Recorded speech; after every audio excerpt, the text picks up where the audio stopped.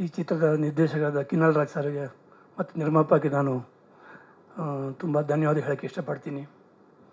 ಏನಕ್ಕೆ ಅಂದರೆ ನಿಮಗೆಲ್ರಿಗೂ ಗೊತ್ತು, ನಾನು ಇವತ್ತು ನನ್ನ ಹೆಲ್ತ್ ಕಂಡೀಷನ್ ಈ ಥರ ಇದ್ರೂ ನನ್ನನ್ನು ಒಂದು ಲೆಂತಿ ಕ್ಯಾರೆಕ್ಟ್ರ್ ಇದು, ಒಂದು 5-6 ದಿನ ಶೂಟಿಂಗ್ ಇದೆ, ನಂಬಿಕೆ ಇಟ್ಟು ನನಗೊಂದು ಇದು ಕ್ಯಾರೆಕ್ಟ್ರ್ ಕೊಟ್ಟು ಒಳ್ಳೆಯ ಸಂಭಾವನೆ ಕೊಟ್ಟು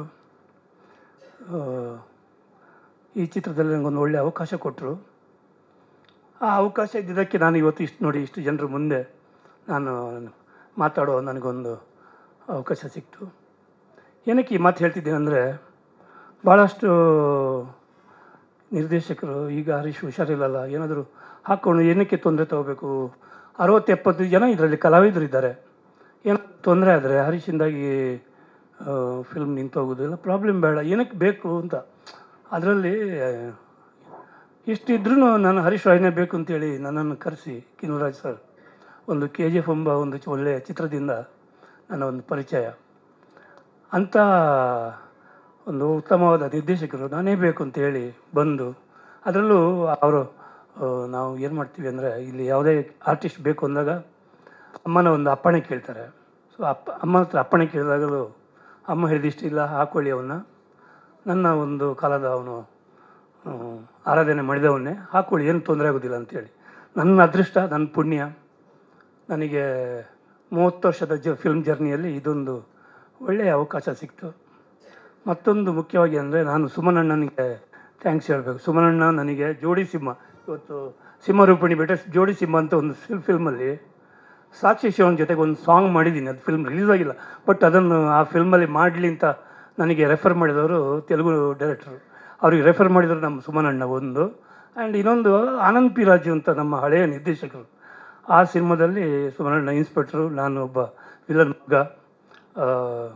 ಅದ್ರಲ್ಲಿ ರೇಪ್ ಸೀನ್ ಎಲ್ಲ ಇತ್ತು. ಕೊನೆಗೆ ಅವರೇ ನನ್ನನ್ನು ಕೀಲಿಂಗ್ ಮಾಡೋ ಸೀನ್, ಎನ್ಕೌಂಟ್ರ್ ಮಾಡೋ ಸೀನ್. ಅಲ್ಲೂ ಒನ್ ಡೇ ನಾನು ಡೇಟ್ ಮಿಸ್ ಆಗಿ ಬರಲಿಲ್ಲ, ಉಡುಪಿಯಲ್ಲಿದ್ದೆ. ಸೊ ಆನಂದ್ ಪಿ ರಾಜ್ ಅವರು ತುಂಬ ಕೋಪಿಷ್ಟ ನಿರ್ದೇಶಕರು.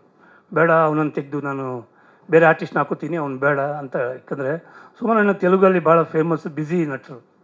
ಅವ್ರು ಬಂದು ಇಲ್ಲಿ ಕಾಯಬೇಕು ಅಂತೇಳಿ ನನ್ನನ್ನು ಕ್ಯಾನ್ಸಲ್ ಮಾಡಿದಾಗ, ಇಲ್ಲೆಲ್ಲ ಬರಲಿ, ಅವರು ನಟರೇ ಅಲ್ವಾ, ಆ ಥರ ಮಾಡಬೇಡಿ, ನಾನು ಒನ್ ಡೇ ಕೊಡ್ತೀನಿ ಅಷ್ಟು ಅಂತೇಳಿ ಹೇಳಿ ನನಗೆ ಆ ಫಿಲ್ಮಲ್ಲಿ ಒಂದು ಆ್ಯಕ್ಟ್ ಮಾಡೋ ಒಂದು ಅವಕಾಶ.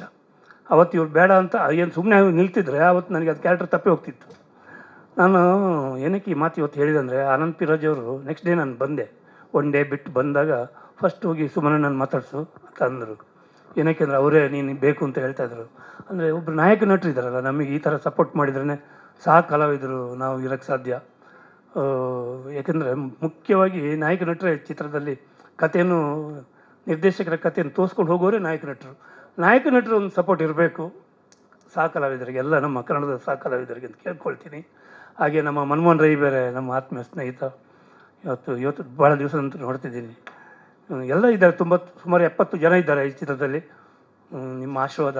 ಈ ತಿಂಗಳು 17ಕ್ಕೆ ಸಿಂಹರೂಪಿಣಿ ಫಿಲ್ಮ್ ರಿಲೀಸ್ ಆಗ್ತಾಯಿದೆ. ದಯವಿಟ್ಟು ಥಿಯೇಟ್ರಿಗೆ ಬಂದು ಈ ಫಿಲ್ಮ್ ನೋಡಿ ದೇವ್ರ ದರ್ಶನ ಪಡೀರಿ ಅಂತ ಕೇಳ್ಕೊಳ್ತೀನಿ. ನಮಸ್ಕಾರ.